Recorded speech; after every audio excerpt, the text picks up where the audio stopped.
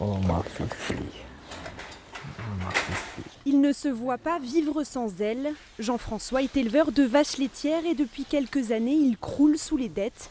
La descente aux enfers commence en 2014 quand un fournisseur lui propose un aliment censé être bon pour ses bêtes. C'est un aliment qui était soi-disant révolutionnaire, qui allait transformer dans la panse des vaches pour qu'elles ruminent mieux, pour que ça soit mieux assimilé.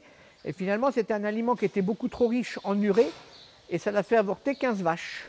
Les difficultés s'enchaînent, aléas climatiques, un prêt accordé puis retiré. La trésorerie baisse, les vaches tombent malades et rendent de moins en moins de lait. Aujourd'hui, Jean-François ne s'en sort plus. Son exploitation a été placée en liquidation judiciaire le mois dernier. Aujourd'hui, c'est catastrophique, quoi. Moi, ça fait 2 ans que je prélève rien du tout sur la ferme pour vivre. Mon associé, il a été 4 mois sans être payé, donc il a quand même 3 enfants. On n'a pas le choix, puis on a plein de choses à payer. La date butoir est fixée au 5 juillet prochain. D'ici là, sans repreneur, ces 130 vaches pourraient finir à l'abattoir.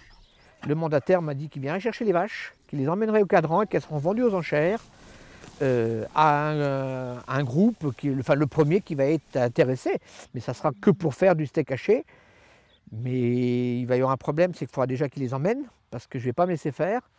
Et ça risque de finir très très mal, parce que je suis déterminé à aller jusqu'au bout pour pas que mes vaches soient abattues. Pour espérer s'en sortir, Jean-François a créé une cagnotte en ligne.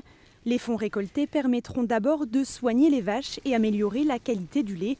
L'éleveur rêve ainsi de pouvoir sauver sa ferme, là où il s'est investi toute sa vie.